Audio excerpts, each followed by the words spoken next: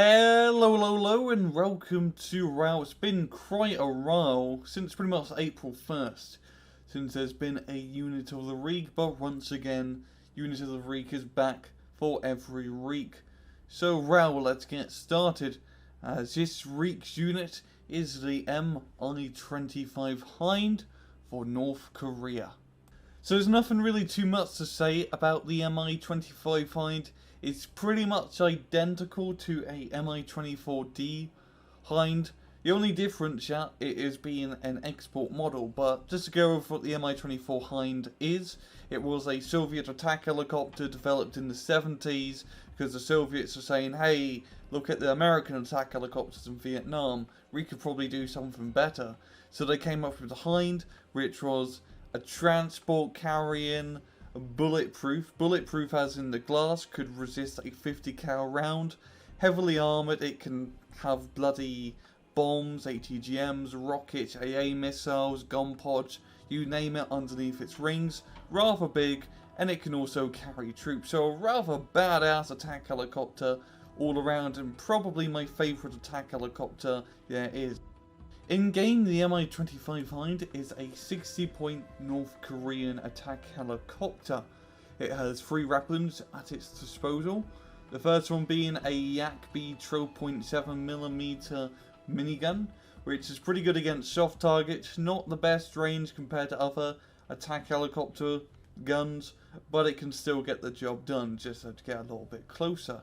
The second weapon being the S5M rocket pod, which should also be familiar with by now. Very nice rocket pods. You get a lot of rockets, pretty good range, good against soft targets, it's great for obliterating enemy light vehicles and enemy infantry.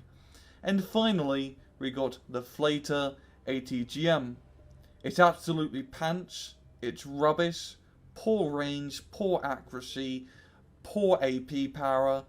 It's not that good. You're probably going to get 2, maybe 1 hit if you fire these missiles, but hey, it's a nice little added bonus. If we take a look down at the miscellaneous stats, we have run armor for the front and the back, or the bottom of the helicopter, which most other helicopters don't either have any armor stats. Has 10 HP, the max a helicopter can have.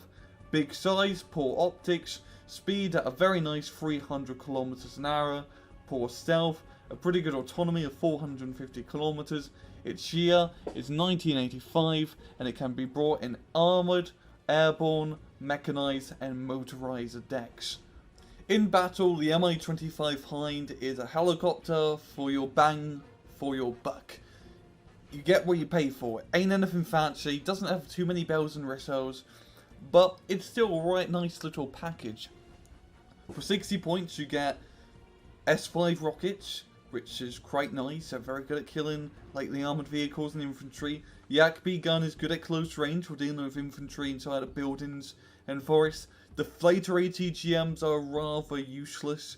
You're probably not going to hit anything. Maybe the broadside of a barn. It's probably going to have to be a rather big barn, But also you got a nice little miscellaneous stats of the Hind. You got the fast speed, heavily armoured, and lots of HP. So this thing can shrug off an AA missile or 2, and that's what you're really paying the 60 points for, is for the survivabilities. Other infantry killing helicopters like the Heavy Hog and the Canadian Run and the other autocannon runs are very easily killed. They can get killed by, an enemy unit just sneezing on them. But the Hind, it can stay its ground and shoot back with the rockets and the Yak-B. And that's what the MI-25 is good for. An anti-infantry attack helicopter for the price, if you don't want to go full price and get an MI-24.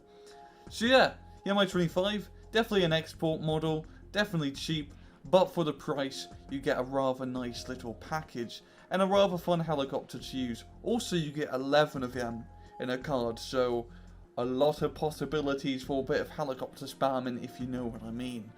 So, well, that's all I have time for. This has been another RANGROO's Unit of the Week. Expect to see more of these at your usual schedule every Monday. And as usual, guys, please just take it easy.